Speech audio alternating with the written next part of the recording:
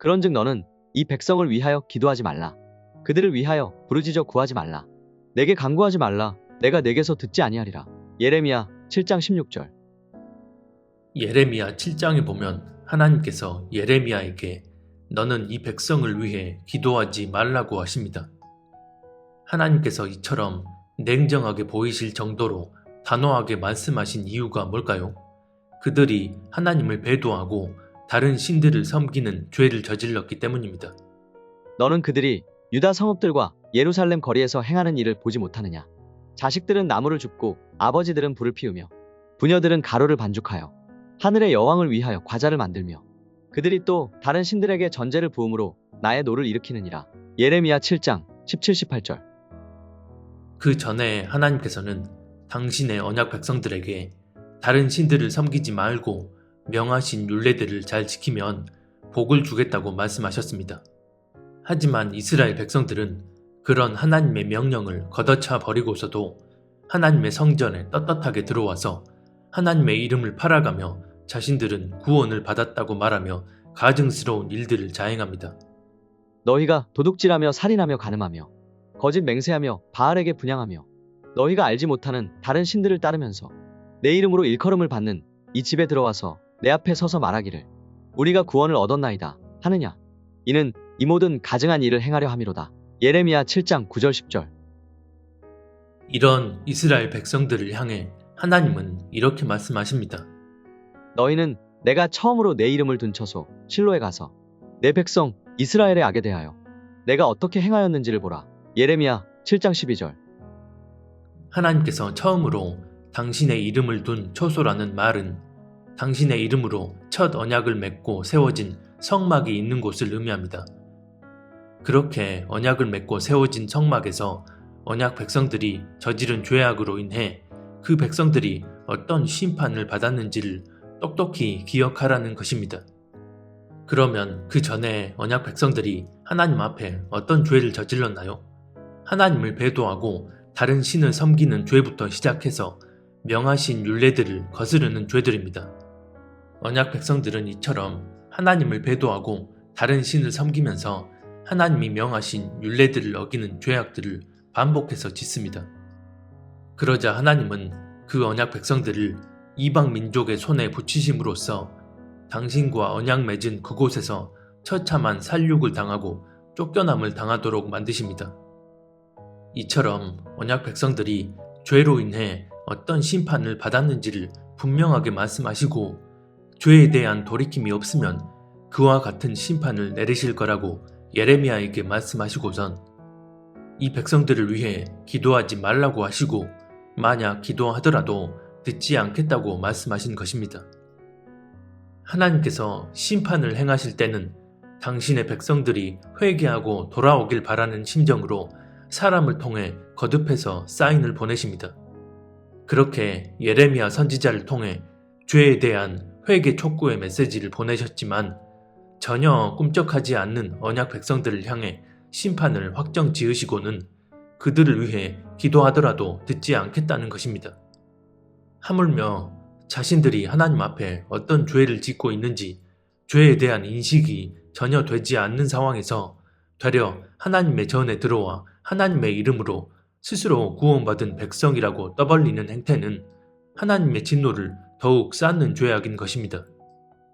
그 전에 몇 번이나 그런 죄로 인한 심판을 받았고 하나님의 경고의 말씀들이 계속 그들에게 전해졌지만 죄를 죄로 인식조차 못한 채 그 죄악 가운데 머물고 있는 상태, 이게 과연 구약에만 국한된 얘기일까요?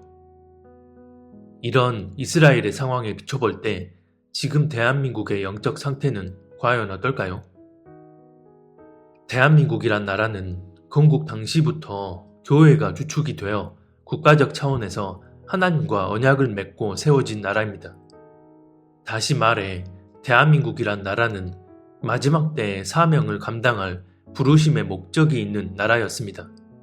1948년 같은 해에 이스라엘과 동시에 나라가 건국되고 대한민국의 국화는 예수 그리스도를 상징하는 샤론의 장미, 즉 무궁화이고 애국가 가사에는 하나님이 보호하사 라는 가사가 나오고 주님 오심이 가까운 시점에서 채 100년도 안 돼 기적적인 부흥을 이루고, 무엇보다 1919년 임시정부 수립 당시 초대 대통령 이승만을 필두로 한 기독교 인사들은 임시헌법과 임시헌장을 통해 하나님과 언약을 맺고 대한민국 정부를 수립하였고, 마찬가지로 1948년 대한민국 건국 당시에도 초대 대통령 이승만을 비롯한 기독교인들이 주축이 된 재헌국회에서 이운영 목사가 하나님께 바치는 봉헌 기도로 하나님과의 언약을 공식적으로 선포하고 시작한 나라였습니다. 아래 자료를 통해 그 사실을 확인해 보시기 바랍니다.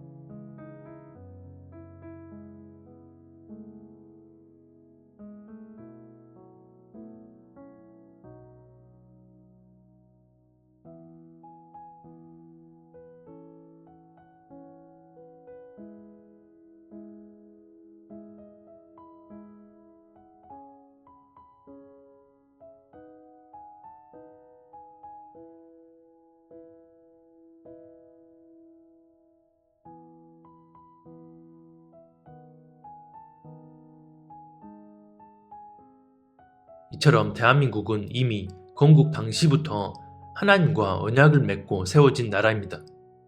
1919년 임시정부 헌법에 보면 아주 분명하게 신인일치, 즉 하나님과 인간의 뜻이 일치되어 세워진 국가라고 되어 있고, 신의 국의 건설에 귀한 기초이니라, 즉 하나님 나라를 건설하기 위해 기초가 되는 국가라는 선포가 공식적으로 명기되어 있습니다. 여기서 말하는 신이 포괄적 의미의 신을 의미하는 게 아니라 기독교의 하나님이라는 것은 공식 외교 문서를 통해 확인해 볼 수 있습니다. 그래서 이건 단순히 헌법 안에 기독교 정신을 집어넣은 차원이 아니라 국가 자체를 하나님께 의탁하여 하나님의 뜻을 이루기 위한 목적으로 국가를 세운다는 것을 헌법을 통해 공식 선포한 것입니다. 참고로 1948년 대한민국 헌법은 이 임시정부 헌법을 그대로 계승했습니다. 우리가 개인적으로 하나님께 서원을 드리면 그 서원이 하나님과 나 사이의 언약으로서 효력이 적용됩니다.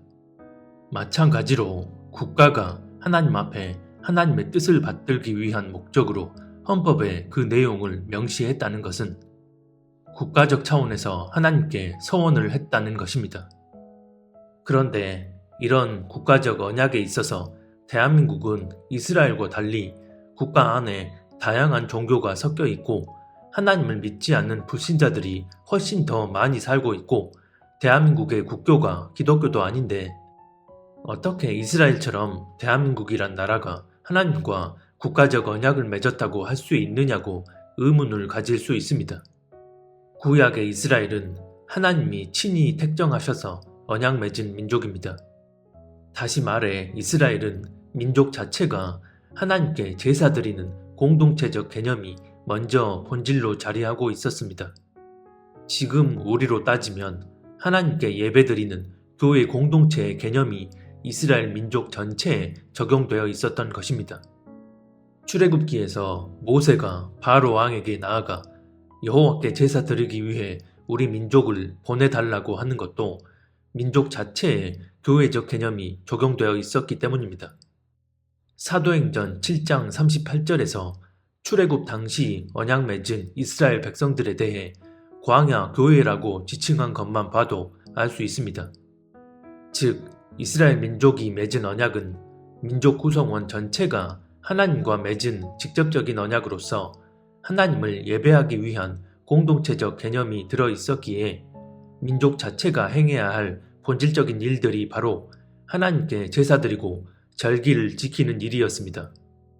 그래서 이런 이스라엘이 하나님을 배반하고 범죄한 일은 지금으로 따지면 전 교회가 하나님을 배도하고 범죄하는 것과 동일한 의미이기 때문에 여러 선지서에 보면 하나님을 배도하고도 돌이키지 않은 것에 대해 그 민족 전체에 심판이 쏟아 부어지는 것을 보게 됩니다.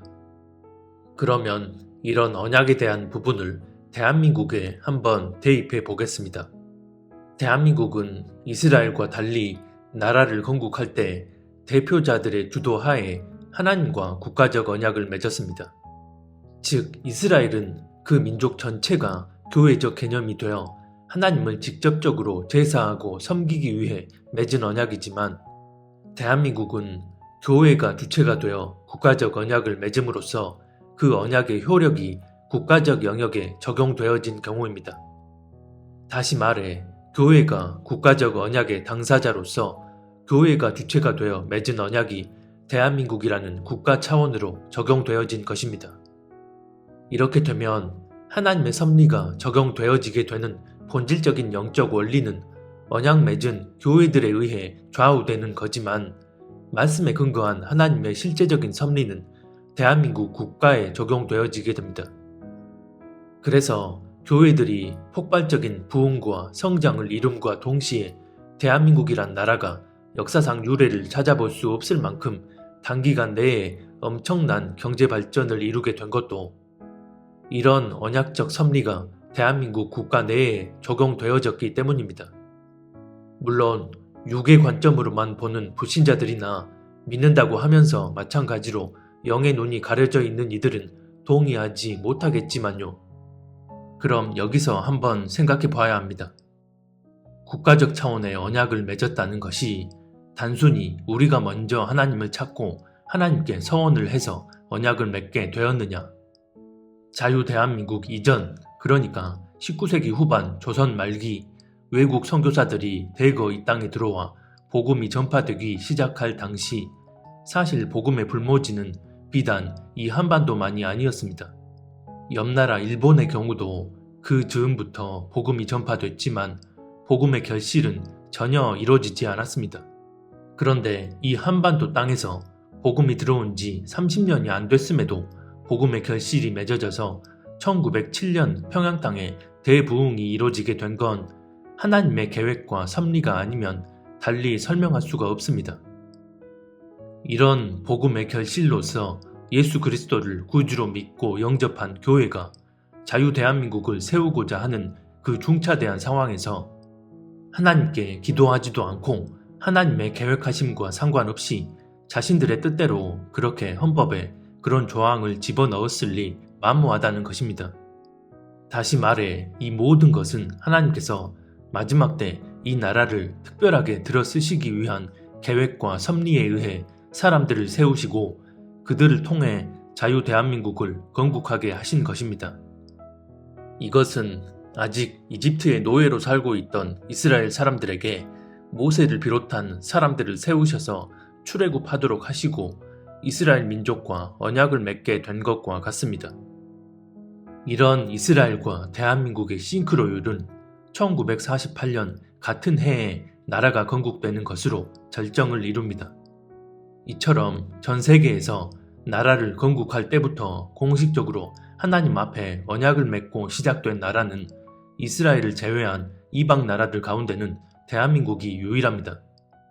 어떤 분들은 미국도 그렇게 하나님과 언약 맺고 건국된 나라로 생각하는 분들이 많은데 국가 차원의 공식적이라는 것은 국가의 토대가 되는 헌법을 통해 그 의미가 분명하게 명시되는 것을 의미합니다. 미국이 건국될 당시 독립선언문이나 수정헌법에 보면 분명 기독교적 가치관이 포함되어 있는 것은 맞지만 이렇게 헌법을 통해 대놓고 하나님의 뜻을 받들기 위해 국가를 세웠다고 명시하진 않습니다. 이처럼 대한민국이 건국하게 된 영적 배경을 보면 마지막 때 하나님 나라를 완성하기 위한 목적으로 이 나라를 특별히 택하셨다고 볼 수 있는 것입니다. 그렇게 하나님과 국가적 언약을 맺고 시작되었는데 교회가 일제의 강압과 회유에 굴복해 신사참배라는 배도를 저지릅니다.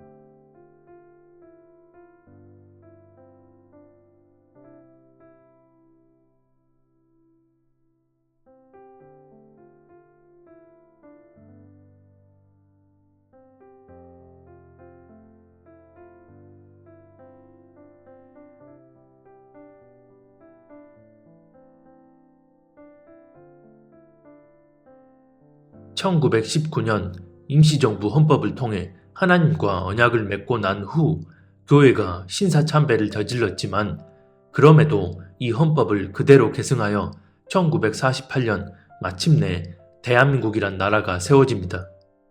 하지만 하나님은 이 배도에 대한 심판의 보응을 거두지 않으셨습니다.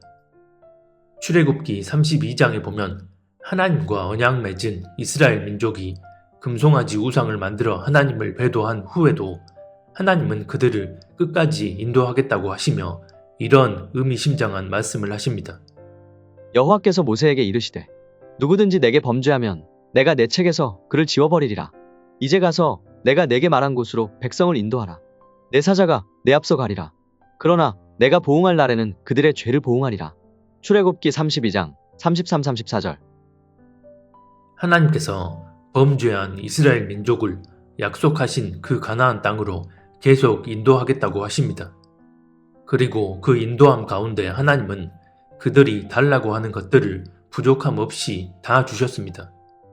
우리로 따지면 너희가 신사참배를 저질렀지만 그 언약을 바로 파기하진 않고 그 언약의 부르심을 계속 이행할 수 있게 물질과 풍요의 복까지 주겠다고 하는 것과 같습니다. 실제로 하나님은 언약 맺은 이 나라에 다시 한번 기회를 주신 후 그 사명을 이어가도록 하기 위해 한강의 기적이란 표현이 생길 정도로 사상 유례 없는 기적적인 속도의 경제 발전까지 허락해 주셨습니다. 그런데 하나님은 그들이 저지른 죄에 대한 보응을 반드시 하겠다고 하십니다. 그래서 구약 당시의 말씀들은 구약에서 일어난 일로 끝나는 게 아니라 이 땅 교회들에게 지금 하시는 말씀이기도 합니다.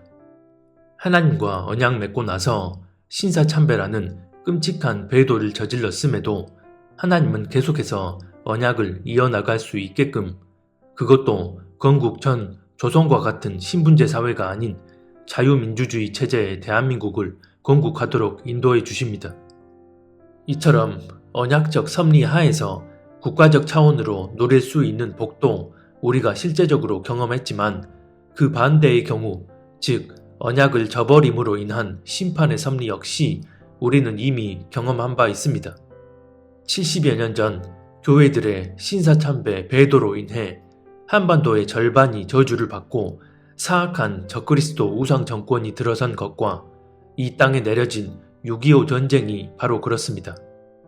먼저 6.25의 경우는 하나님께서 언약을 파기하지 않으시고 한반도의 남쪽 땅에서만이라도 그 언약의 맥을 이어가도록 하시기 위해 자유 대한민국을 세워주신 후 치러야 했던 신사참배에 의한 첫 번째 심판의 보응이었습니다.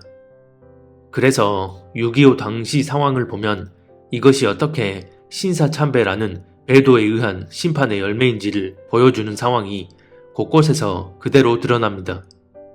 6.25 당시 북한군이 일방적으로 밀고 내려오면서 전 국토가 적화 직전까지 갔을 때 수천분의 1이라는 기적적인 확률의 인천 상륙작전이 성공해 다시 전세가 역전되고 16개국의 연합군이 세계대전도 아닌 다른 나라의 민족전쟁에 파병돼서 듣도 보도 못한 대한민국이라는 작은 나라를 위해 함께 싸워주었습니다.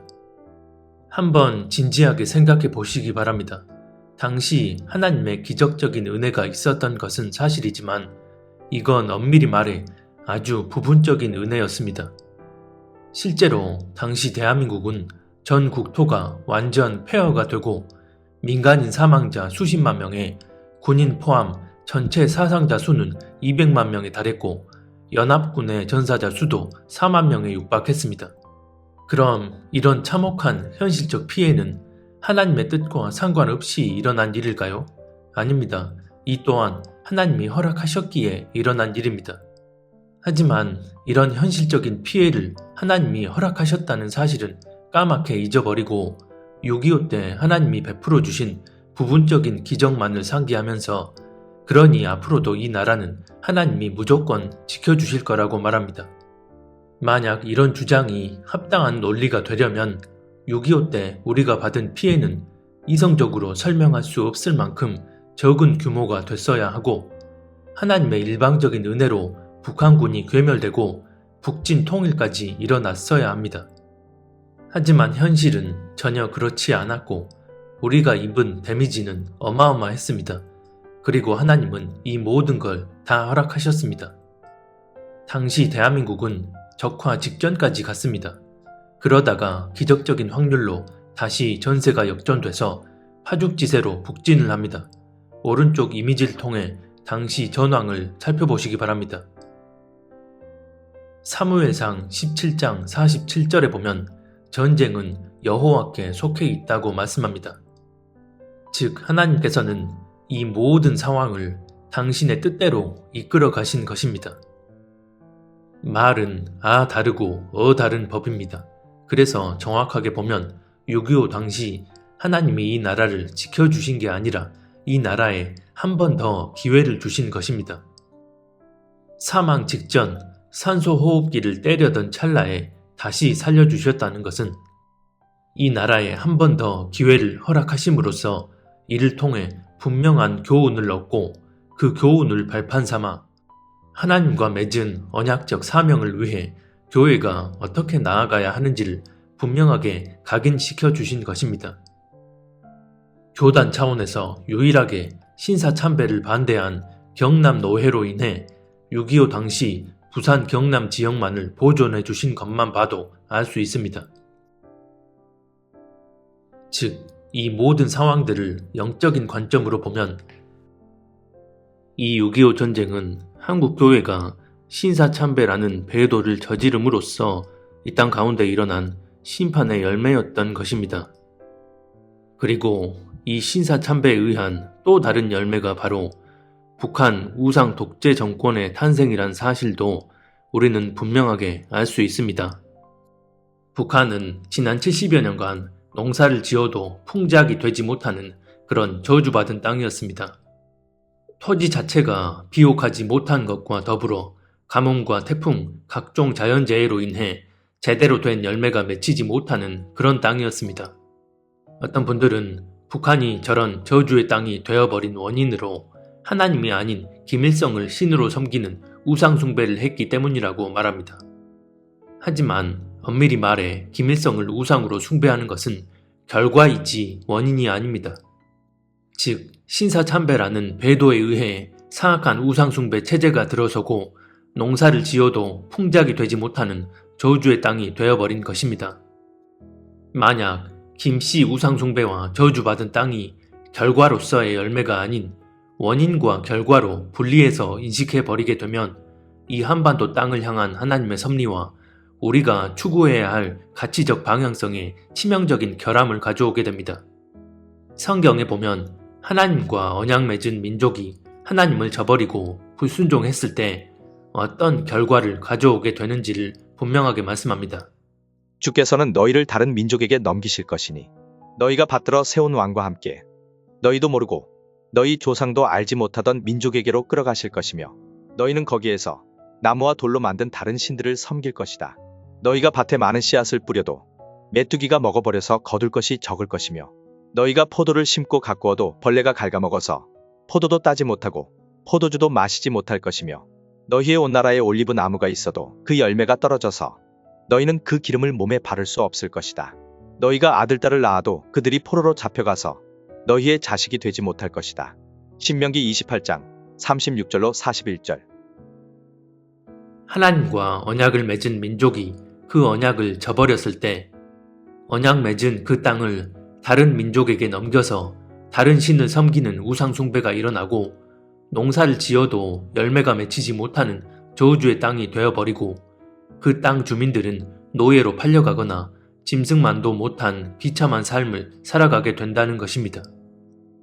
이 심판의 영적 원리가 지금 이 한반도의 북녘 땅에 그대로 적용되고 있습니다. 지금 북한의 김씨 정권은 스탈린에 의해 키워진 김일성, 러시아 태생의 김정일, 제1교포에게서 태어난 김정은을 백두혈통이라고 속여서 그 땅을 불법 점령하고 있는 집단입니다. 그런 불법 집단이 그 땅 주민들을 세뇌시켜서 신으로 추앙하게 만들고 또 풍작이 되지 못하는 저주받은 땅이 되어 주민들은 제대로 먹지 못하고 정권에 의한 감시 통제 속에 굶어 죽고 맞아 죽고 얼어 죽는 비참한 삶을 살아가고 있습니다. 그러다 겨우 그 땅을 탈출해서 중국으로 넘어가게 되면 중국인들에 의해 인신매매로 팔려가는 등 또 다른 비참한 삶이 이어집니다. 관련 자료를 한번 보시겠습니다.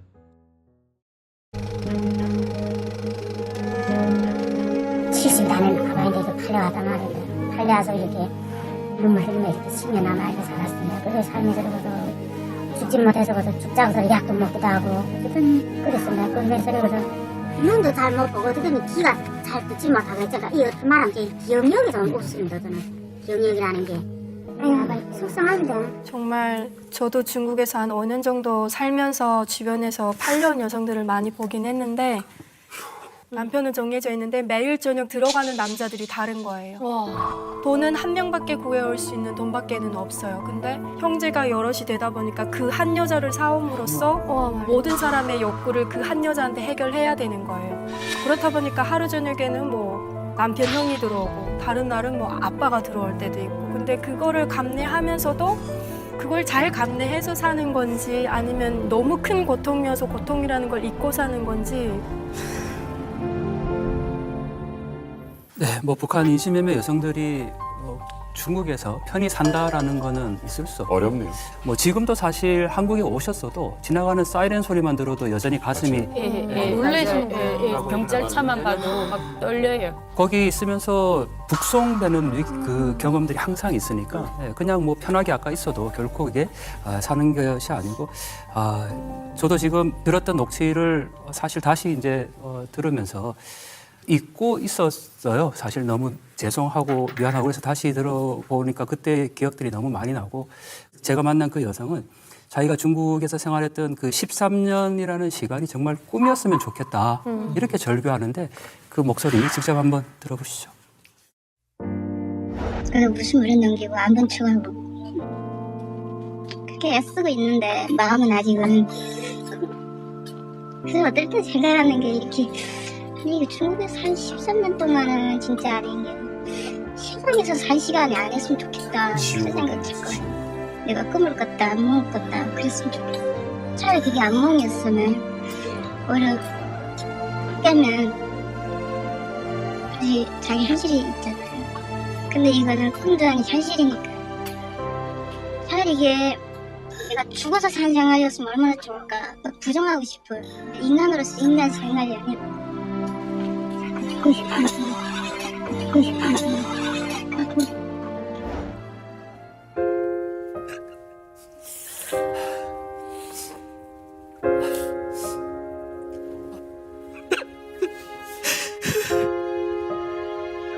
강 교수님은 지금 사실 수없이 많이 다니셨거든요. 지금 왜 눈물이 나시는지 여쭤보겠습니다.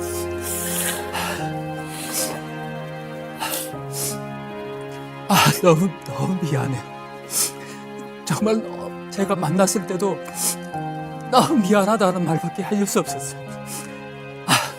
저 북한 땅에서 저렇게 고통당하고 겨우 살려고 나왔는데 그 사람들을 대한민국이 또 모르고 있잖아요. 너무 정말 지금도 그때도 미안했는데 다시 보니까 너무 미안하고 달 보면서 지금 저 달 우리 엄마도 보고 있겠죠. 지금 저 달 우리 엄마도 보고 있겠죠. 제발 엄마 한 번만 만나봤으면 좋겠다. 죽기 전에 엄마 한 번 보면 좋겠다. 그게 소원인 사람들이. 근데 모르잖아요. 우리가 너무 모르잖아요.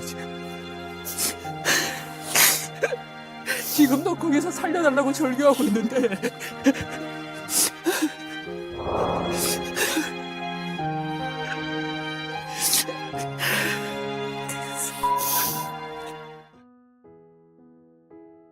지금도 수십만 명의 탈북 여성들이 그렇게 중국 땅에서 국적도 없이 성노예가 되어 짐승만도 못한 삶을 살아가고 있고 결국 견디지 못해 자살하거나 죽고 싶어도 죽지 못해 사는 이들도 너무나 많습니다.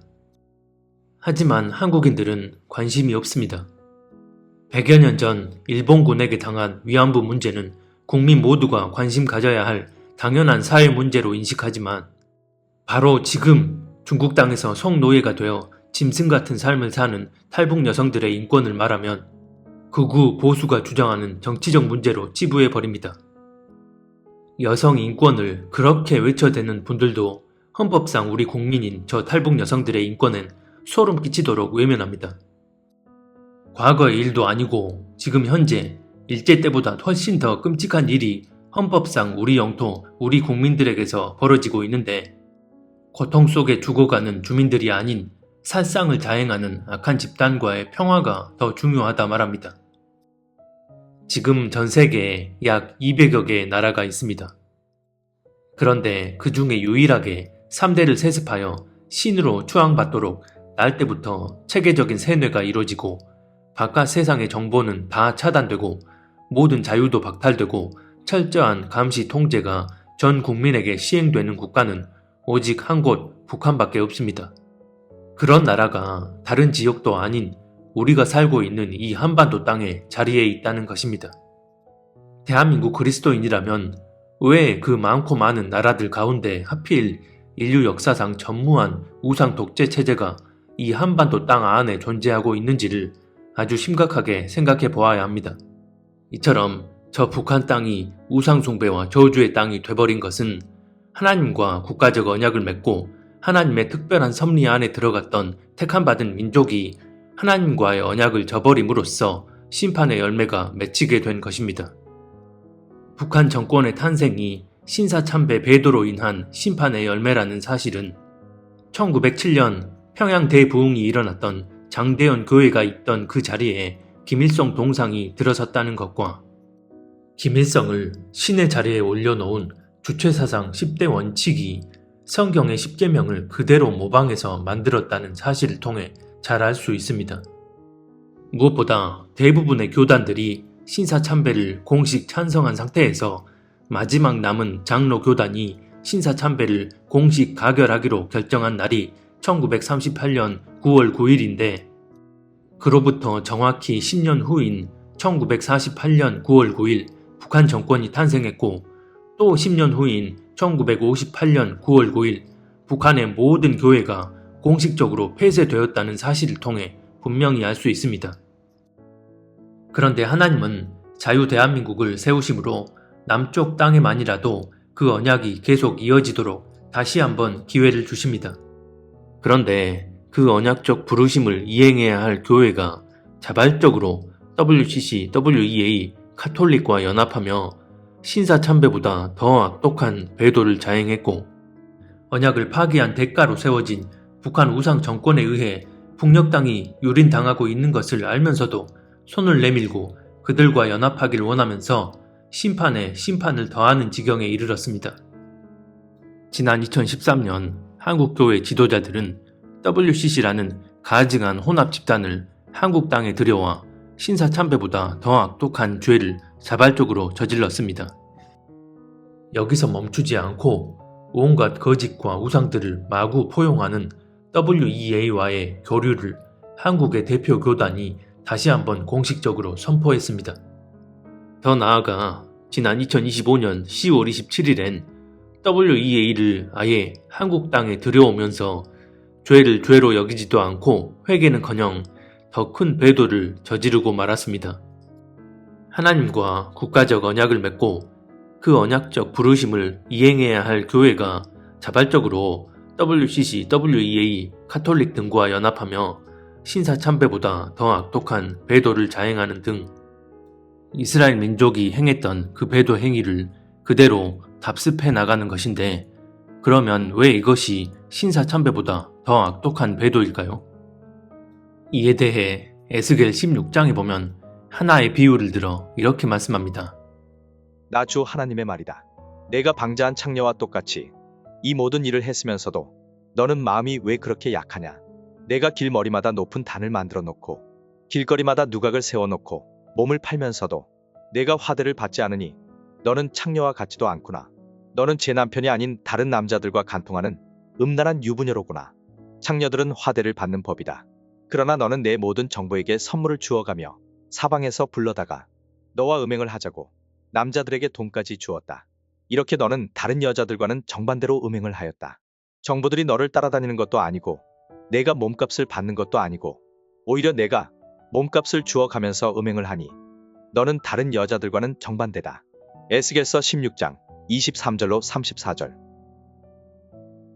여기서 보면 이스라엘 백성들을 음란한 여자로 비유하고서 그 여자가 자기의 음욕을 풀기 위해 외간 남자들과 음행을 저지르는 행태에 대해 말씀하시고선 더 나아가 창녀는 돈을 벌기 위해 어쩔 수 없이 자기 몸을 파는 음란한 짓을 저지른다지만 너는 그런 연유도 아니고 그 음행 자체가 너무 좋아서 그 음행을 즐기기 위해 돈을 받는 게 아니라 오히려 돈을 주고서 다른 남자들을 끌어들여 음행을 저지르는 추악한 행태를 보이고 있다고 말씀하십니다. 너무나 비참한 상태임을 이 구절들 통해 그대로 알 수가 있는데, 그러면 이걸 지금 대한민국 교회에 적용해 본다면 어떨까요? 과거 우리 선조들이 하나님 앞에 저지른 배도는 일제의 총칼의 위협과 강압, 회유에 의해 어쩔 수 없이 저지른 배도 행위라고 할 수도 있습니다. 물론 그렇다 해도 배도는 배도이고 하나님 앞에선 핑계거리가 될 수는 없습니다. 하지만 앞의 말씀들을 통해 비춰보자면 이것은 창녀가 어쩔 수 없이 돈을 벌기 위해 음행을 저지르는 행위를 한 거라고 볼 수도 있습니다. 그런데 이 신사참배로 인한 참혹한 국가적 심판을 맛보고 그럼에도 하나님은 이 땅에 다시금 긍휼을 허락해 주심으로 그 다음 세대인 현 교회가 놀라운 부흥을 이루게 됐지만, 지금 세대의 교회들이 자행하는 행태를 보면 신사참배보다 더 악독하게 아주 자발적으로 적극 나서서 WCC, WEA와 교제하고 한몸이 되는 걸 주저하지 않았습니다. 자신들의 교계적 영향력과 유명세를 전 세계에 과시하기 위해 교계 지도자들이 적극적으로 발벗고 나서 2013년 WCC라는 우상 집단을 한국 땅에 들여오기까지 했고, 2024년엔 로잔 대회를, 올해 2025년엔 적극적으로 나서서 WEA를 한국 땅에 개최하겠다고 합니다. 이것은 에스겔 16장 말씀처럼 돈을 주고서라도 외간 남자들을 내 집 안방으로 끌어들여서 음행을 벌인 것과 다를 바 하나 없는 폐역무도한 배도 행위입니다. 여기에 더해 그 심판의 열매로 세워진 북한 우상 집단과의 연합을 추구하고 고통 속에 죽어가는 북한 주민들을 외면하면서 돌이킬 수 없는 지경까지 이르렀습니다. 그러면 이번엔 저 북한의 우상 독재 집단에 의해 맞아 죽고 굶어 죽고 얼어 죽어가는 북한 주민들을 외면해버린 행위가 왜 심판을 부르는 또 다른 행위인지에 대해 자세히 말씀드려 보겠습니다. 종종 북한 인권을 말할 때 어떤 분들은 마치 남의 나라 일에 내정 간섭하는 것처럼 여기는 경우가 있습니다. 그래서 북한 주민들의 인권보다 대한민국 국민들의 인권이 더 중하다면서 이런저런 논리의 주장을 펴니다. 살기 위해 목숨 걸고 북한을 탈출한 북한 주민들이 우여곡절 끝에 한국에 입국하게 되면 대한민국 국민임을 증명하는 신분증을 바로 부여해 줍니다. 왜 그럴까요? 북한 주민들은 엄연히 헌법 제3조에 근거해 대한민국 영토에 속한 대한민국 국민들이기에 다른 외국인들과 달리 바로 대한민국 국적이 되는 것입니다.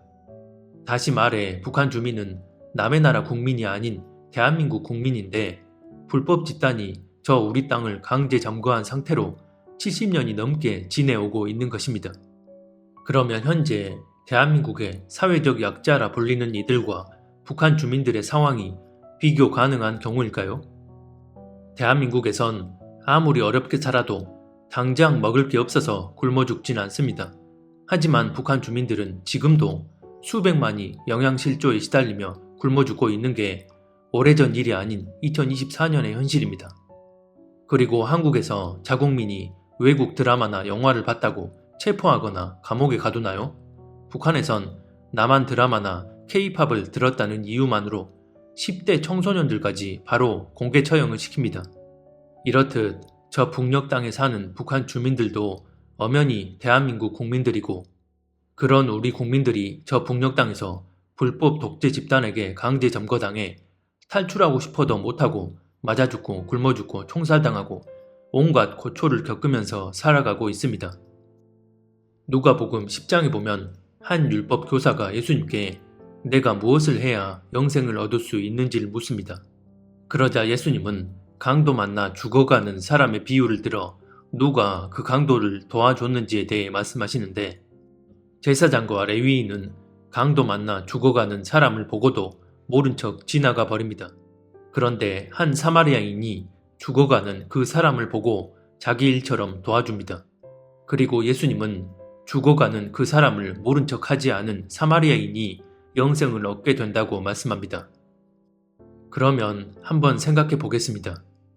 나와 아무런 연고가 없는 옆집에 강도가 침입해 그 집 식구들을 가둬놓고 무자비한 폭행과 학대를 가합니다. 나와 아무런 연고도 없는 사람일지라도 그들의 일에 관심 가지고 그들이 그런 학대에서 벗어나도록 돕고 힘쓰자고 하는 게 사회적 약자를 보호해야 한다는 진보적 이념을 지향하는 사회가 나아가야 할 바일진데 저 북한 땅을 불법 점거하고 헌법상 우리 국민인 북한 주민들을 마구 학살하면서 심지어 자신을 신으로 추앙하도록 그들을 세뇌시키며 지구상에서 가장 지옥과 가까운 곳으로 만들어 놓고 있는데 그런 우상 독재 집단과 평화하고 연합해야 한다고 하면 앞뒤가 맞는 모습이고 성경의 진리에 맞는 모습일까요? 너무나 안타까운 것은 이런 북한 인권 관련해서 같은 핏줄이면서 바로 아래 땅에 사는 한국인들은 세상 정치적 프레임에 갇혀서 철저히 무관심한 반면 저들과 아무런 연고도 없는 외국인들이 이런 북한 인권 문제에 더 큰 관심을 기울이고 있다는 것입니다. 그래서 북한 인권 관련 탈북 수기 등이 출판되면 외국에선 베스트셀러에 오르기도 하는데 같은 형제이자 바로 아래 땅에 사는 한국인들은 거의 관심을 갖지 않습니다. 한국인들은 북한 주민들의 생명보다 개나 고양이의 생명을 훨씬 더 귀중히 여깁니다.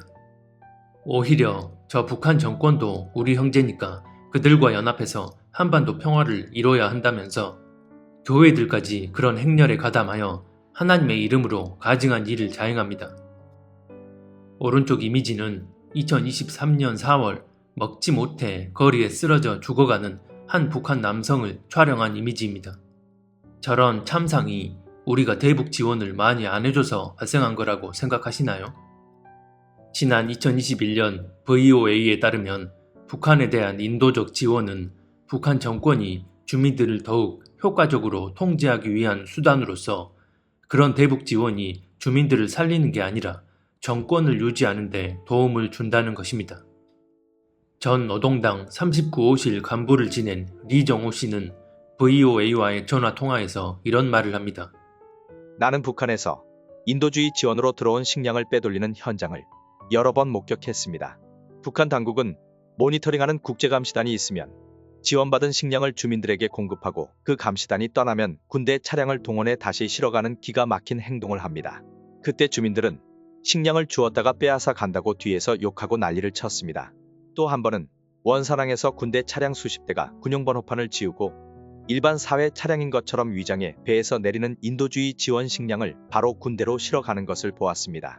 그때는 왜 군대 차들이 번호판을 지우는지 이해하지 못했습니다. 그런데 지금에 와서 보니까 국제사회가 북한 군대에는 식량 지원을 못하게 돼 있는 것 같습니다. 북한 정권은 외부의 지원이 들어오면 우선 군대부터 분배하여 공급했습니다. 특히 쌀과 의약품은 군대로 대부분 가져가므로 일반 주민들은 구경도 못하는 경우가 많습니다. 또 호주 외교부가 대북 인도적 지원을 중단한 배경을 이렇게 설명합니다. 호주 외교부는 지난 2017년 12월 VOA에 보낸 이메일에서 대북 인도주의 지원을 중단했다면서 유엔을 통하지 않고 자체적으로 분배 감시를 하려고 했으나 북한이 응하지 않았다는 이유를 들었습니다. 호주 정부가 지원하는 인도주의 사업에 대한 독립적인 분배 감시와 평가 요청을 북한 당국이 반복적으로 거부해 세계식량계획 WFP의 2016년 대북 영양지원 사업에 대한 자금 지원을 끝으로 대북 인도주의 지원을 하지 않고 있습니다. 그러면 한번 생각해 보겠습니다. 어떤 깡패 집단이 우리 옆집에 강제로 쳐들어가 그 식구들을 인질 삼은 채 폭행을 마구 일삼고 심지어 몇 사람을 죽이기까지 합니다. 그런데 그런 깡패 집단에게 돈을 주면 유흥비로 탕진할 것을 알면서도 모른 척하며 그 집단에게 돈과 음식을 대줍니다. 그리고 역시나 그 깡패 집단은 그 돈을 유흥비로 모두 탕진해버리고 음식 또한 자신들이 다 먹어치웁니다. 그럼에도 그들에게 돈과 음식을 준다는 것은 그 집 식구들에게 음식도 좀 나눠주면서 때리든 죽이든 하라는 것과 다를 게 뭔가요? 이게 성경이 말씀하는 내 이웃을 사랑하고 강도 만나 죽어가는 이웃을 돕는 자세인가요? 성경에 보면 하나님과 언약 맺은 백성, 특히 남과 북으로 갈라진 이스라엘 중 남유다 백성들이 하나님께 심판받은 이유가 이방신을 섬기며 하나님을 배도한 것과 더불어 악한 자에게서 고통받는 이들을 도와주지 않고 공의와 정의를 실현하지 못했기 때문입니다. 이에 대해 예레미야 22장은 이렇게 말씀합니다. 이르기를 오 다윗의 왕좌에 앉은 유다 왕이여 너와 내 신하들과 이 문들로 들어오는 내 백성은 주의 말씀을 들을지어다. 주가 이같이 말하노라. 너희는 공의와 의를 집행하고 노력 당한 자를 학대하는 자의 손에서 건지며 나그네와 아버지 없는 자와 과부에게 부당하게 행하거나 폭력을 행사하지 말고 이곳에서 무죄한 피를 흘리지 말라. 너희가 참으로 이 일을 행하면 다윗의 왕좌에 앉을 왕들이 병거와 말을 타고 이 집의 문들로 들어오리니 곧 왕과 그의 신하들과 그의 백성이 그리하리라. 그러나 너희가 이 말들을 듣지 아니하면 내가 나를 두고 맹세하노니 이 집이 황폐하게 되리라. 주가 말하노라. 예레미야 22장 2절로 5절.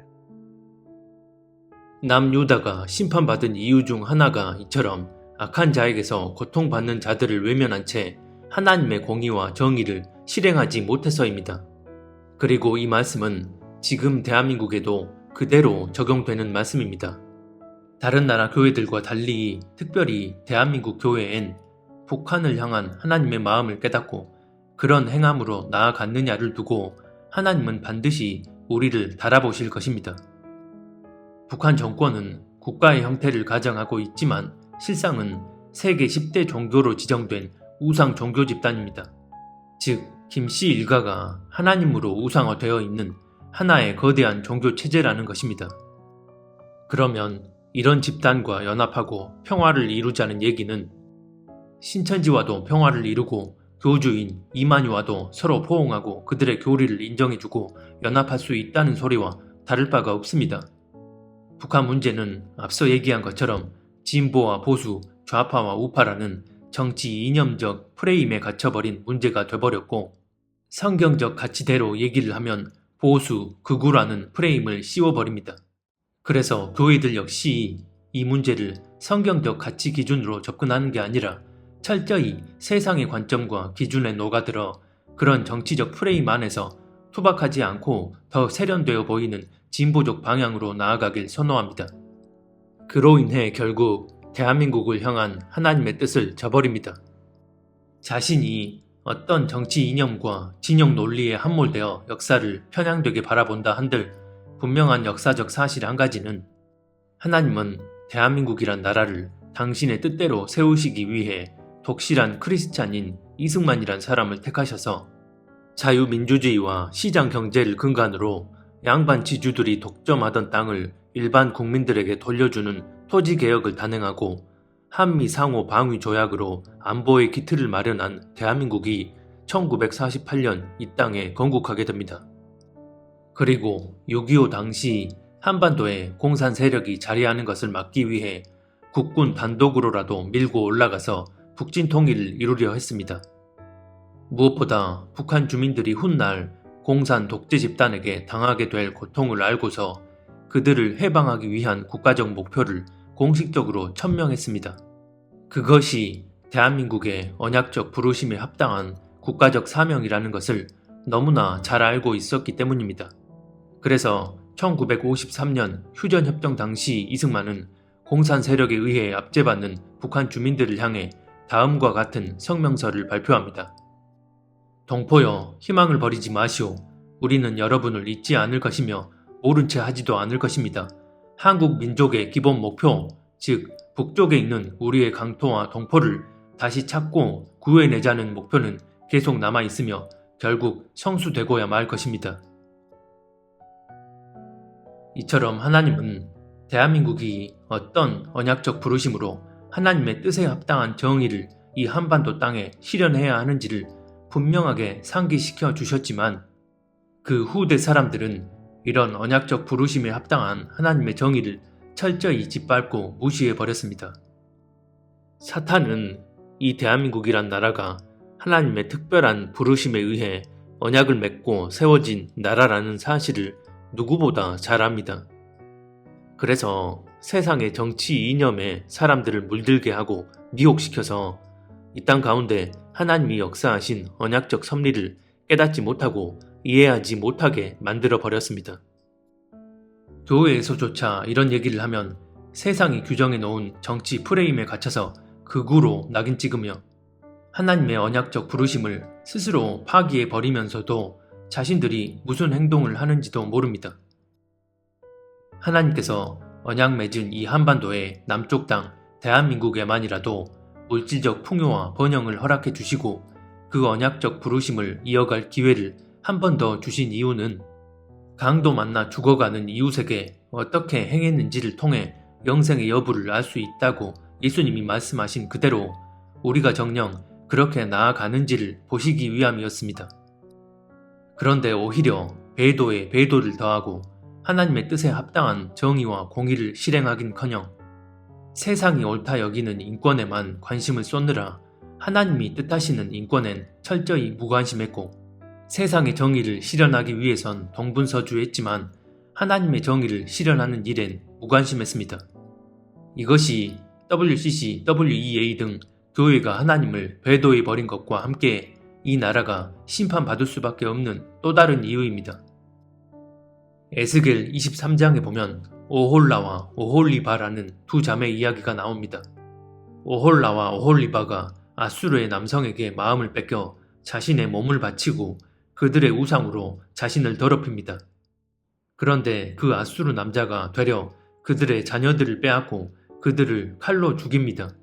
오홀라가 내게 속하였을 때 행음하여 그가 연애하는 자 곧 그의 이웃 아수르 사람을 사모하였나니 그들은 다 자색 옷을 입은 고관과 감독이요 준수한 청년이요 말타는 자들이라.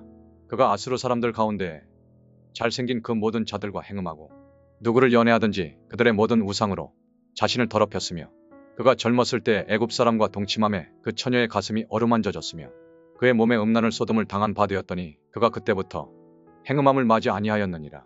그러므로 내가 그를 그의 정든 자 곧 그가 연애하는 아수르 사람의 손에 넘겼더니 그들이 그의 하체를 드러내고 그의 자녀를 빼앗으며 칼로 그를 죽여 여인들에게 이야깃거리가 되게 하였나니 이는 그들이 그에게 심판을 행함이니라. 그 아우 오홀리바가 이것을 보고도 그의 형보다 음욕을 더하며 그의 형의 간음함보다 그 간음이 더 심함으로 그의 형보다 더 부패하여졌느니라. 그 두 여인이 한 길로 행함으로 그도 더러워졌음을 내가 보았노라. 에스겔 23장 5절로 13절.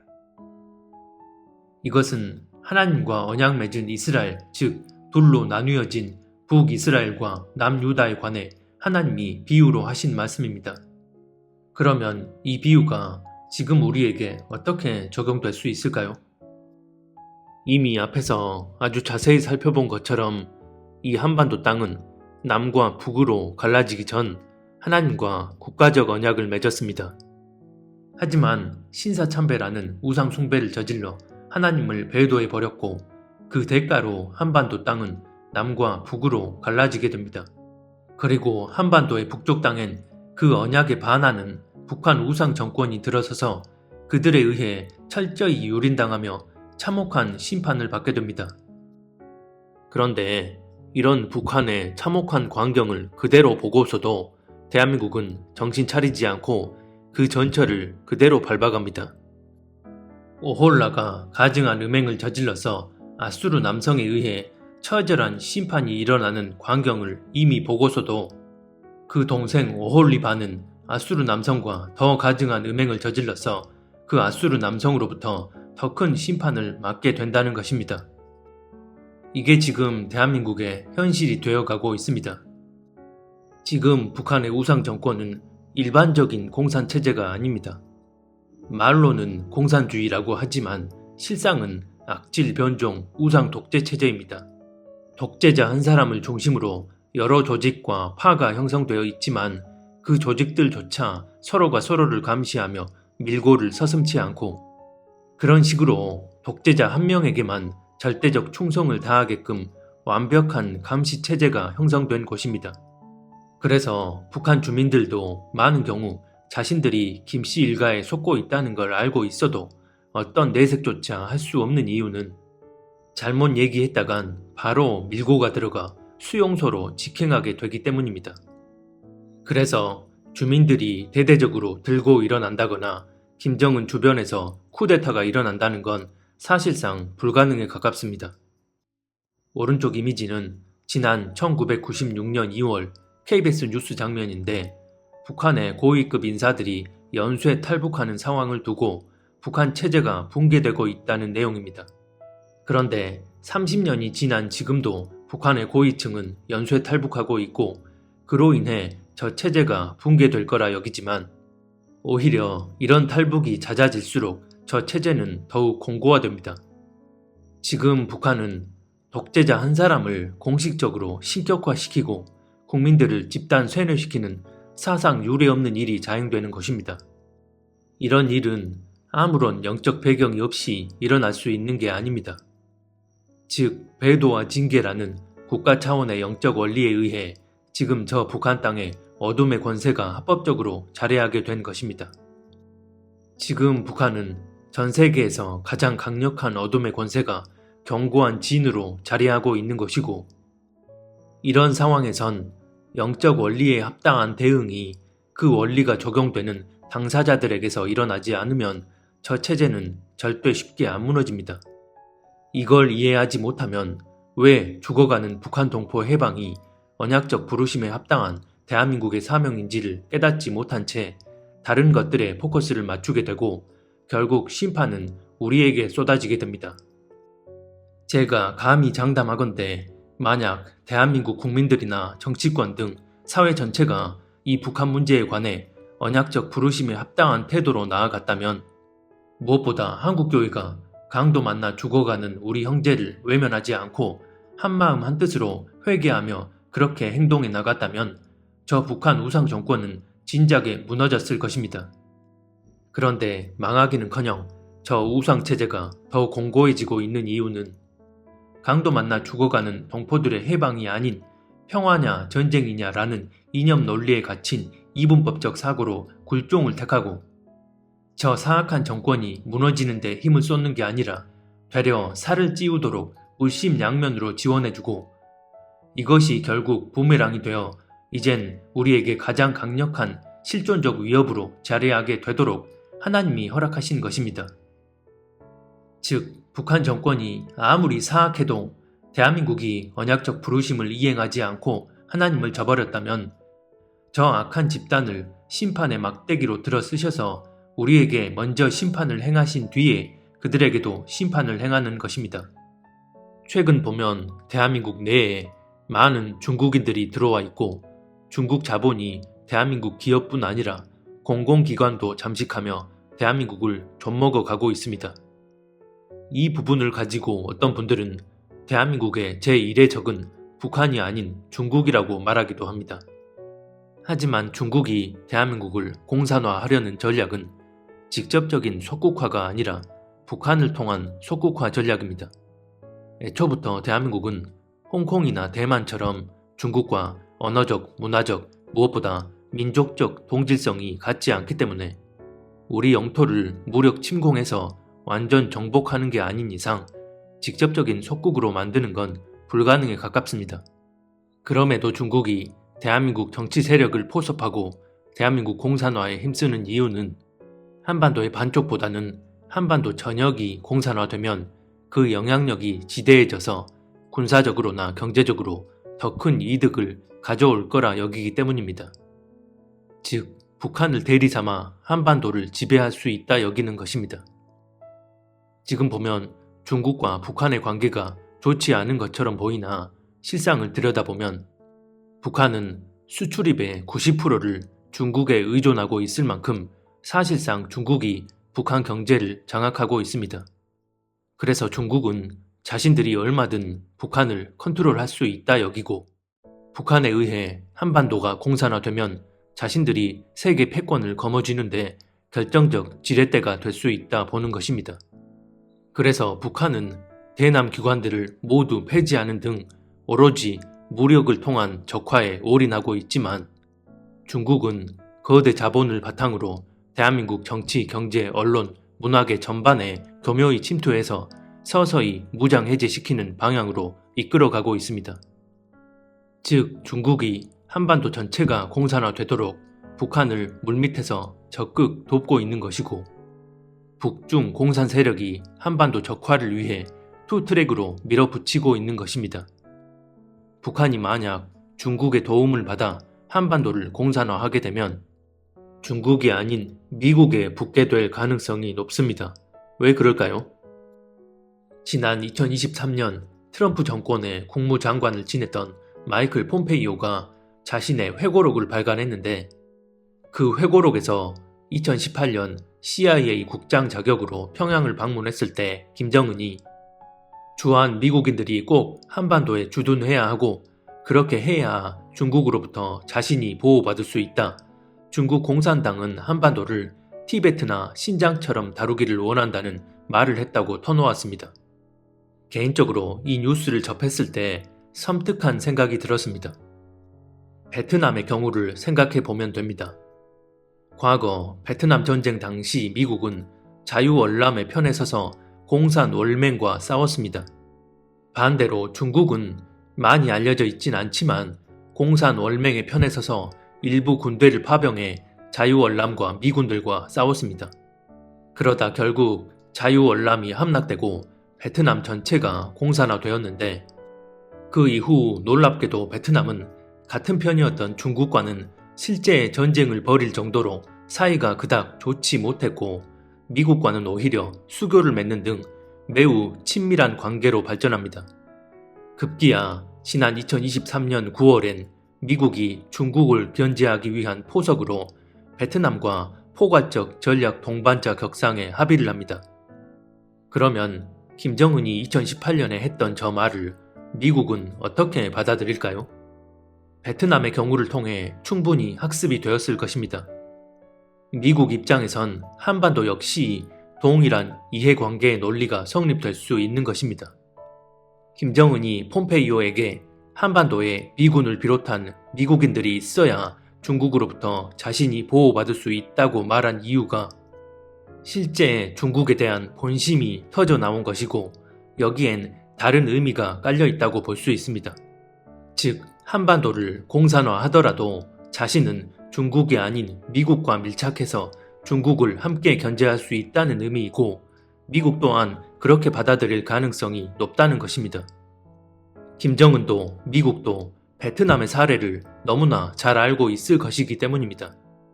미국 입장에서 생각해보면 실질적인 제1의 적은 중국인데 그런 중국을 더 확실한 카드로 압박하고 길들이기 위해선 한반도가 매우 중요한 지정학적 요충지인데 북한을 중국의 영향력 아래 두는 것보다 한반도가 어떤 식으로 통일되든 한반도 전체를 활용해 중국을 압박할 수 있다면 그것이 훨씬 더 이득이 되기 때문입니다. 분단되어 있던 상태에선 같은 영토 안에 있는 자유대한민국이 자신들을 위협하는 가장 큰 적대 체제이고, 그런 적대 체제와 동맹을 맺고 있는 게 미국이니 이해관계가 맞는 중국에 붙어서 한국과 미국을 견제하며 자신들의 체제를 지켜나갔지만, 한반도가 적화되면 그런 위험 요소가 사라지기에 과거 베트남이 그랬던 것처럼 중국이 아닌 미국에게로 붙게 될 가능성이 높은 것입니다. 더군다나 트럼프는 그동안 김정은을 자기 친구라 부르는 등 우호적으로 대하며 핵 동결과 핵 군축 얘기까지 나오는 걸 보면 북한과 손을 잡을 가능성이 매우 높다고 봅니다. 북한 우상 정권이 하나님과의 언약을 저버린 저주의 열매로 한반도의 북쪽 땅에 자리 잡게 되었고, 하나님은 그 우상 집단을 도구 삼아 6.25라는 전쟁을 이 땅에 먼저 허락하셨습니다. 그리고 계속해서 그 우상 독재 집단이 80년 가까이 견고히 자리에 있는 상태에서 하나님과 맺은 언약을 저버리면 그 나라에 어떤 일이 일어나게 되는지를 사사기 3장 말씀이 너무나 분명하게 증거합니다.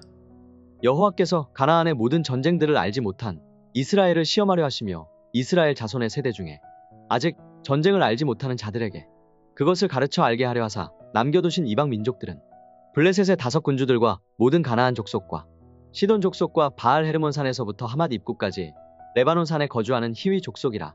남겨두신 이 이방 민족들로 이스라엘을 시험하사 여호와께서 모세를 통하여 그들의 조상들에게 이르신 명령들을 순종하는지 알고자 하셨더라. 사사기 3장 2절로 4절. 이 말씀의 의미는 너희가 언약을 저버리게 될 때 이전부터 그 땅에 기거하던 민족들을 다시 도구 삼아 현 세대의 언약 백성들을 심판하시겠다는 것입니다. 이것을 대한민국의 현 상황에 대입한다면 결국 언약 맺은 대한민국이 언약을 저버림으로 인한 최종 열매는 한번 그 처절한 전쟁의 칼을 겨눈 북한에 의해 맺혀지게 되는 것입니다. 마지막 때엔 전 세계적인 전쟁이 일어나게 된다고 성경은 분명하게 예언하고 있습니다. 그리고 그런 전쟁의 가장 큰 화약고가 될 수 있는 위치가 바로 이 한반도입니다.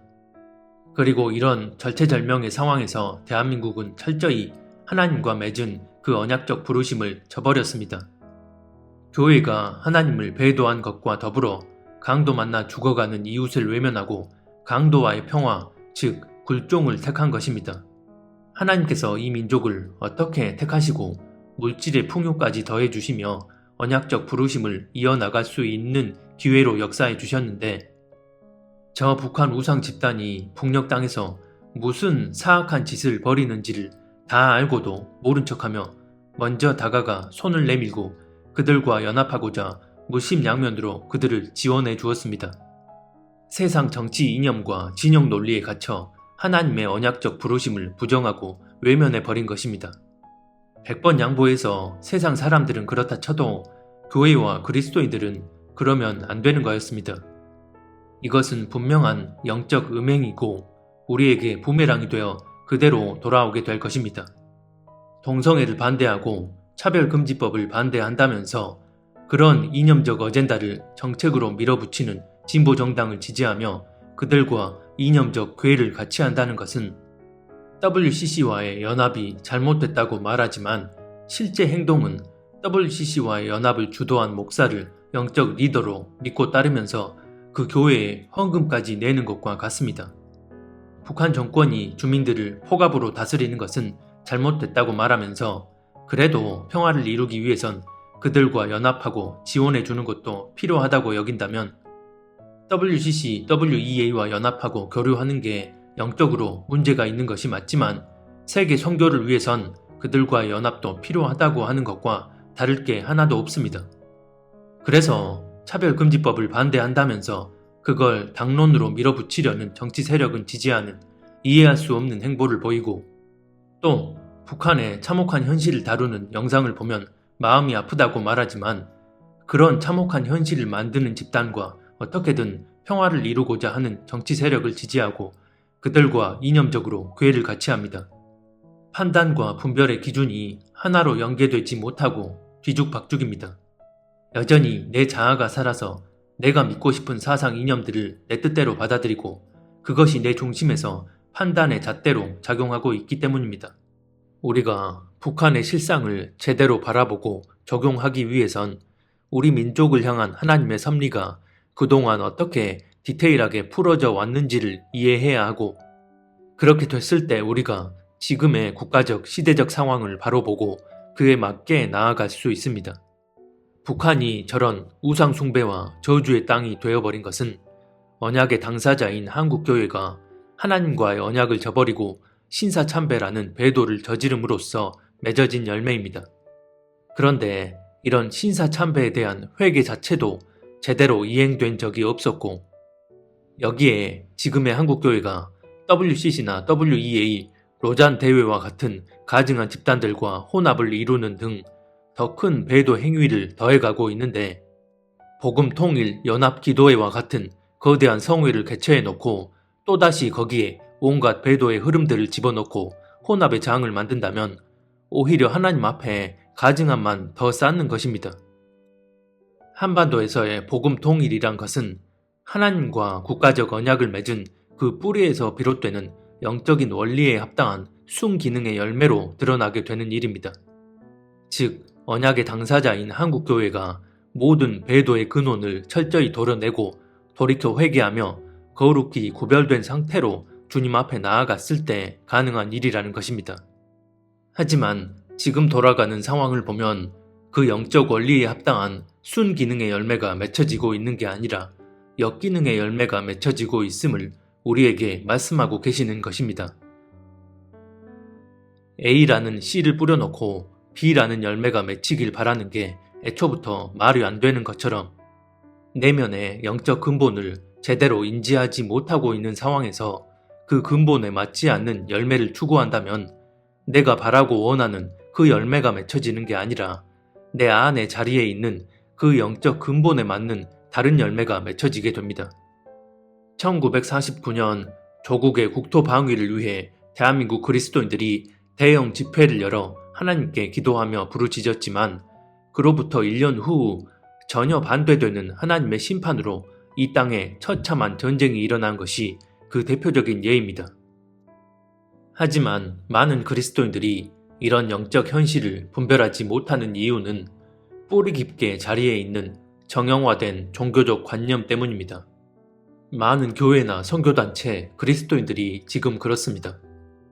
그래서 북한을 위한 기도도 복음 통일이라는 거대한 종교적 비전에 기반하는 게 아니라 북한 땅에 갇혀서 김씨 일가와 그 부역 집단의 노예로 살아가는 이들에게 하나님의 강권적인 은혜로 어떻게든 복음이 전해져서 한 영혼이라도 구원받기를 기도해야 하고, 중국 땅에 남아있는 탈북민들을 향한 기도 또한 그런 방향으로 이루어져야 합니다.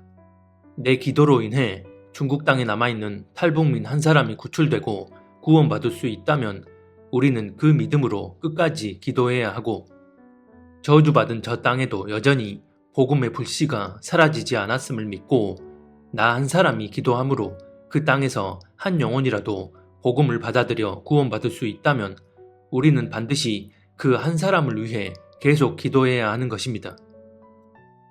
지금 눈에 보이는 현실은 어둡지만 그럼에도 믿음으로 기도하며 나아감으로써 하나님의 역사가 이 현실 가운데 기적적으로 이루어진 경우는 모두 다 이미 그 이전에 그런 현실의 역전을 기대할 수 있는 기반이 영적인 차원에서 마련되었을 때입니다. 구한 말 복음이 들어오던 당시를 보더라도 외국인 선교사들의 눈에는 이 땅이 그저 척박한 복음의 불모지로 보여졌지만 그럼에도 포기하지 않고 믿음으로 순종함으로써 이 척박했던 땅에 복음의 결실이 맺혀졌던 이유는 국가적 언약을 맺기 전 하나님께서 이 땅을 향한 특별한 부르심으로 복을 부어주시고자 하는 영적 기반이 자리에 있었기 때문입니다.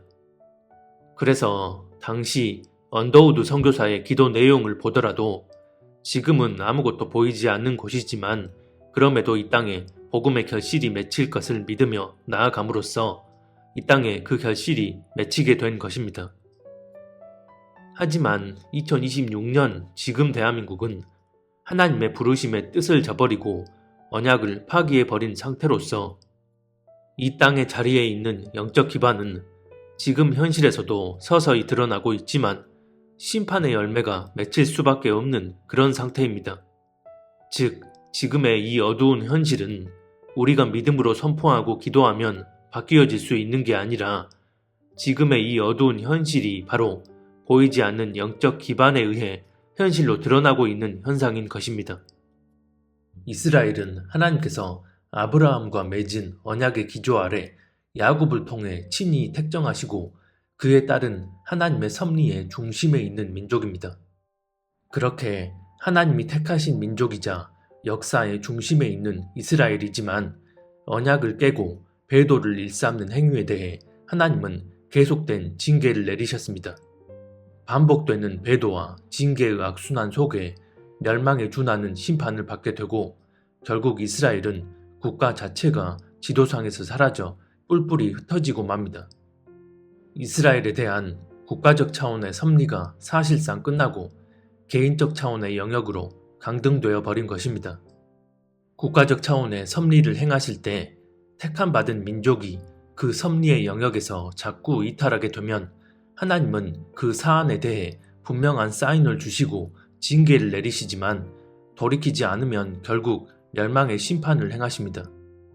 그리고 하나님이 역사하시는 섭리의 영역은 국가적 차원의 영역에서 개인적 차원의 영역으로 그 성격이 바뀌게 됩니다.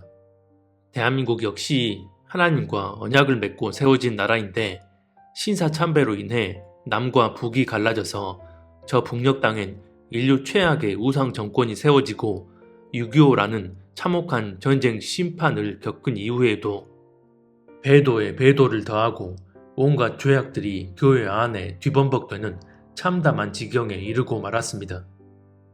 마지막 종말의 타임라인 안에서 사명을 감당하기 위해 택함받은 나라가 배도로 인해 뼈아픈 징계를 받았음에도 계속 배도에 배도를 거듭함으로써 이제 남은 것은 국가적 차원의 사명을 감당하는 게 아니라 심판 속에서 하나님의 섭리의 영역이 개인적 차원으로 강등되는 일만 남게 됐습니다.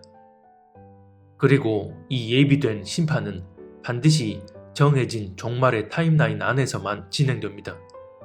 그러면 왜 대한민국의 국가적 심판이 종말의 타임라인 안에서 진행되어지느냐?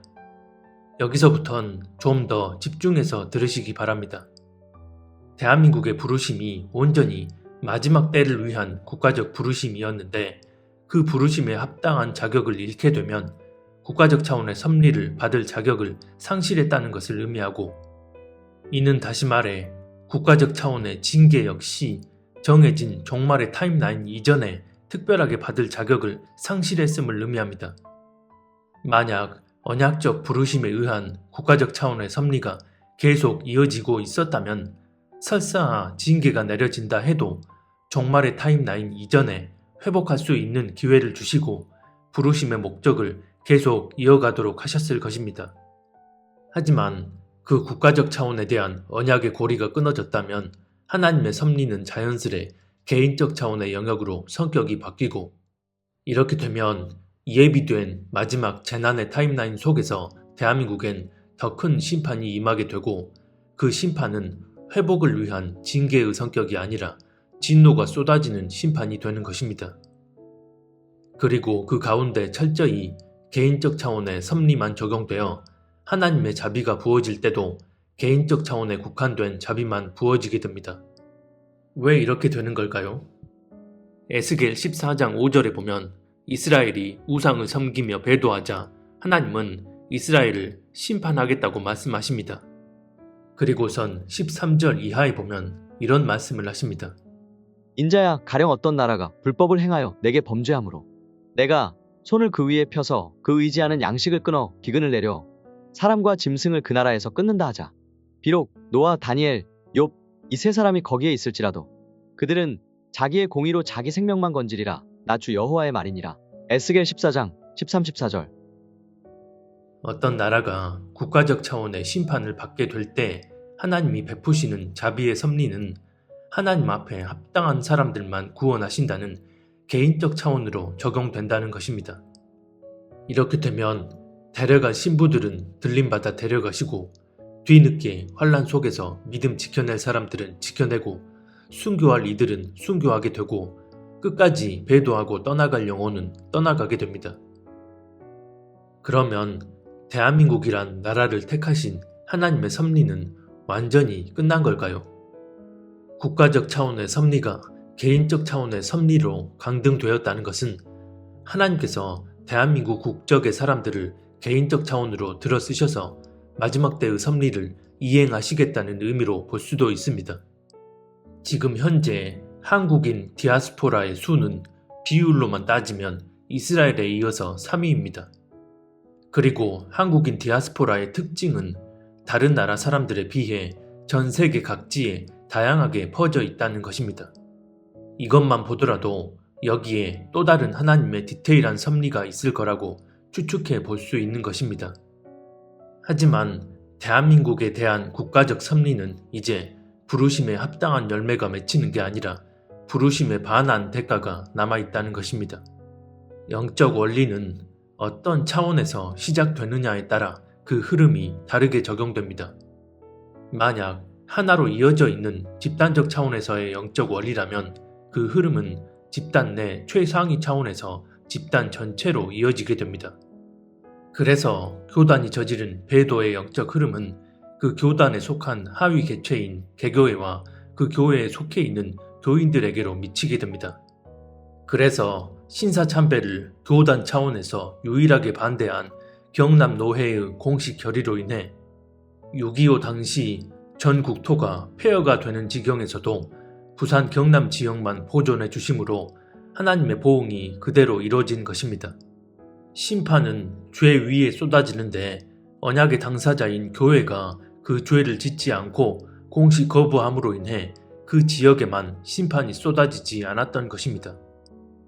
그래서 국가적 언약을 맺은 주체인 교회가 최상위 차원에서 하나님을 거스르는 배도를 저질렀기 때문에 여전히 그런 교단에 공식 소속되어 있는 개교회들의 그 영적 흐름이 미치는 것이고 이 땅 가운데 국가적 차원의 심판이 일어날 수밖에 없는 것입니다. 지난 2025년 4월 초에 한국 교회가 국가적 언약을 저버림으로 대한민국 땅에 나타나게 될 3가지 열매에 대해 성경을 통해 말씀드린 적이 있습니다.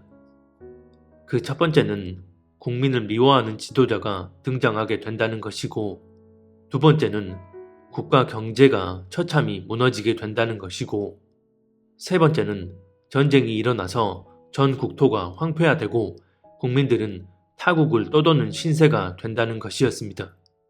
그러면 이 3가지 성경 예언을 바탕으로 지금 대한민국이 어떤 심판의 지점에 이르러 있는지 한번 심각하게 생각해 보아야 합니다. 다시 말씀드리지만 우리가 굳건한 믿음으로 회복을 바라며 기도할 때 그 믿음의 기도가 현실로 이루어질 수 있는 조건은 그에 합당한 영적 기반이 먼저 형성되어 있을 때입니다. 허나 그렇지 않은 상태인데 반드시 회복될 줄 믿는다며 그 방향으로 나아간다면 그것은 내 스스로 만들어낸 신념에 의한 종교 행위인 것이지 주님으로부터 오는 믿음에 의한 행동이 아닙니다. 즉, 죄를 죄로 여기지도 않고 죄를 즐기며 마음 가득 품고 있는 상태에서 기도하면 하나님이 응답해 주시고 회복시켜 주실 줄 믿음으로 나아간다면 그건 거룩해 보이는 껍데기로 치장한 채 하나님을 기만하는 것입니다. 1949년 수만 명이 모여서 하나님께 이 나라 지켜달라고 부르짖었지만 정반대의 열매가 맺혀지게 된 그 상황과 다를 게 하나도 없는 것입니다. 지난 반세기 동안 지금의 한반도와 비슷하게 둘로 갈라져 있던 두 나라가 있었습니다. 바로 베트남과 독일인데 이 두 나라는 전혀 다른 방식으로 통일이 된 케이스입니다. 먼저 베트남은 공산체제인 북베트남에게 남베트남이 무력으로 흡수되어 적화 통일이 되었고, 반대로 독일은 사회주의 동독이 자유민주주의 서독에게 흡수 통일이 되었습니다. 그러면 지금의 대한민국은 이 두 경우 중 어느 쪽에 가까울까요? 독일이 아닌 베트남입니다.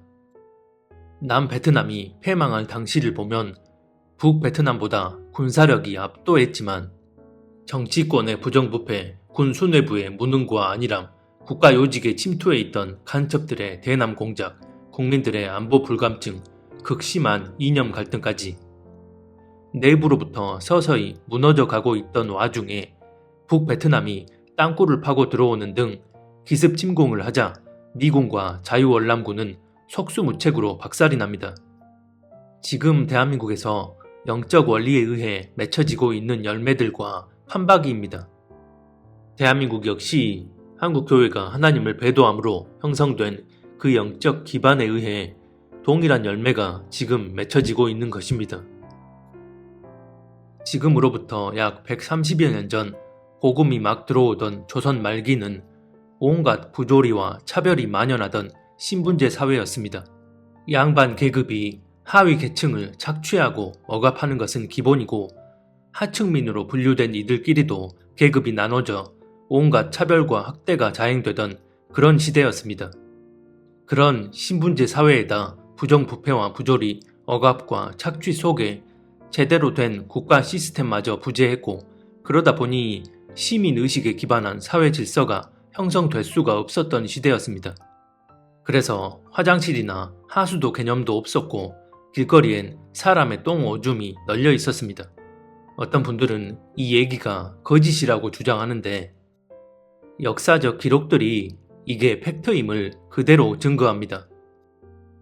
또 매독 같은 병이 수시로 창궐하며 치료약도 없어서 사람들이 죽어나갔고 자국민을 노예로 삼는 것도 모자라 세습까지 시켰던 세계 유일의 지역이 바로 이 조선 땅이었습니다. 그리고 그런 조선의 모습을 지금의 북한이 그대로 이어받았습니다. 이씨 조선이 김씨 조선으로 대물림된 것입니다. 이게 무엇을 의미하는 걸까요? 만약 하나님이 이 땅, 이 민족과 언약을 맺지 않으셨다면 비단 북조선만이 아니라 한반도 전체가 이런 형태로 살아갈 수밖에 없었을 거란 것입니다. 애초에 하나님이 이 민족을 택하시고 언약을 맺지 않았었다면 하나님의 특별한 섭리가 이 땅에 임할 일이 없기에 자연스런 역사의 흐름에 따라 한반도는 둘로 갈라질 것 없이 하나로 통일된 평화적인 조선 말기의 전반이 그대로 이어졌을 것입니다. 즉, 일제시대를 지나고 통일된 한반도가 지금 북조선의 형태로 이어졌을 거라는 것입니다. 서양의 선진 문물을 단 한 번도 받아들인 적 없던 계급적이고 폐쇄적이고 미개했던 민족이 일제의 통치 시대를 거치고 자유민주주의와 시장경제를 근간으로 한 제도적 시스템을 갖추고 국가를 건국한다는 건 자연스러운 역사의 흐름 속에선 전례를 찾아볼 수 없는 일이기 때문입니다. 이것은 하나님께서 미개한 조선 민족과 친히 언약을 맺으시고 놀라운 은혜를 부어주셨기에 가능한 것입니다. 문제는 그런 자유와 풍요와 번영의 혜택을 입고 사는 자들이 저 북한 주민들이 겪는 고통은 나와는 아무 상관없는 일로 여기고 내가 누리는 이런 자유와 경제적 풍요는 당연하게 주어져 있는 것처럼 살아간다는 것입니다. 그러면서도 자신들이 마치 조선시대를 이어받은 것처럼 여깁니다. 자유민주주의와 시장경제의 혜택을 그대로 입고서 자유와 번영을 누리며 살아가면서도 조선시대 인물들을 가장 위대한 위인으로 치켜세우고 받들어 기리지만 지금의 이 자유 대한민국 체제를 이룩한 지도자들에 대해선 철저히 외면하며 오히려 이념적 프레임을 뒤집어 씌웁니다. 이런 국가적 현실을 보고 있으면 국민성은 여전히 조선의 DNA를 이어받아 그 상태에 머물러 있는데 이런 민족에게 하나님이 은혜를 부어주셨다는 사실에 감사할 뿐입니다. 정상적인 그리스도인들이라면 언약을 파기한 대가로 저주를 받은 저 북녘 땅을 바라보며 영적인 본을 삼고 더욱 하나님 뜻에 합당한 방향으로 나아가야 합니다. 하지만 본을 삼기는커녕 신사참배보다 더 악독한 배도를 서슴지 않고 저주받은 땅에서 고통 속에 죽어가는 이들에 대해선 침묵하고 외면하는 것도 모자라 되려 그 저주의 열매로 맺혀진 우상 집단과의 평화를 부르짖으며 이 땅에 불어닥칠 심판의 땔감을 자발적으로 차곡차곡 쌓아나갑니다. 이런 상태라면 우리에게 돌아오게 될 보응은 130여 년 전 그 비참한 조선의 모습이 북쪽의 김씨조선으로만 이어지고 끝나는 게 아니라 한반도 전체가 다시 그 비참한 땅으로 회귀하게 되는 일이 벌어지게 됩니다. 이런 시대적 국가적 상황 속에서 주님과 동행하는 그리스도인이라면 역사를 통해 어떻게 행동해야 하는지를 분별할 수 있어야 합니다. 일제시대 당시 교회가 저질렀던 신사참배는 교단 차원의 배도입니다. 개인적 차원에선 신사참배를 반대하는 이런저런 행동들이 있었습니다. 하지만 최상위 차원인 교단들이 공식적으로 신사참배를 하기로 결정하고 그 배도를 자행함으로써 하나님의 진노가 이 땅에 내려지게 됩니다. 그런데 교단들이 다 신사참배를 함으로써 하나님을 배도할 때 교단 차원에서 유일하게 경남노회가 신사참배를 공식 거부합니다. 그리고 이 공식 거부는 단순히 교단 차원의 결정만 하고 끝난 게 아닙니다. 당시 경남노회 소속 교회들은 신사참배를 한 사람들과는 교제하지 않고 신사참배를 한 교회엔 출석하거나 헌금하지 않고 신사참배를 하지 않은 교인들끼리만 예배 드리는 등 철저히 구별된 행함을 보였습니다. 오른쪽 자료를 통해 그 사실을 확인해 보시기 바랍니다. 이렇게 신사참배에 대해 교단 차원으로도 반대를 하고 개교회 차원으로도 그런 배도의 흐름에서 철저히 분리되어 구별된 행동을 함으로써 행한 대로 보응하시는 하나님은 6.25 당시 대한민국 전 지역이 초토화될 때 유일하게 경남 지역만을 보존해 주십니다. 이 지역이 유일하게 신사참배를 반대한 교회의 거점이었다는 것을 의미합니다. 즉, 하나님의 심판이 국가적 차원에서 행해질 때 하나님의 긍휼함을 입고 구원의 은혜를 받은 이들은 언제나 극소수였는데 그런 이들은 반드시 거룩히 구별된 영적 상태로 하나님의 마음에 합한 사람들이었다는 사실입니다.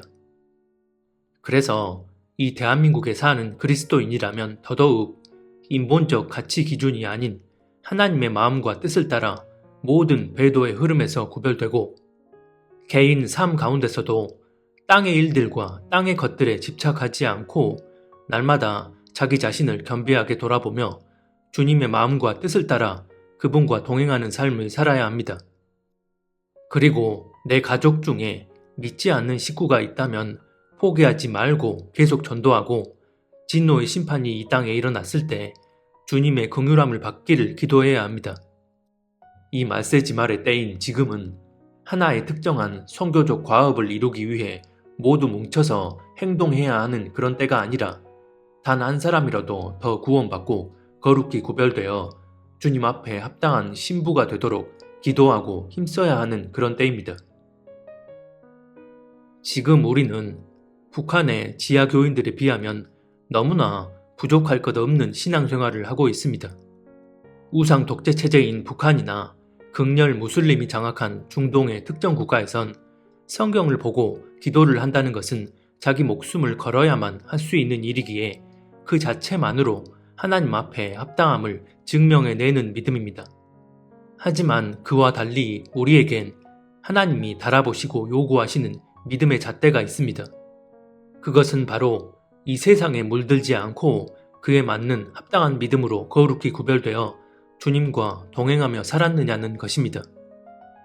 우리에게는 자유와 풍요와 평안이 보장되어지는 안전한 곳에서 부족함 없는 신앙생활을 해온 만큼 그에 맞는 책임이 뒤따른다는 사실을 잊지 말고 살아계신 하나님의 마음과 뜻을 따라 끝까지 그분과 온전히 동행할 수 있었으면 합니다.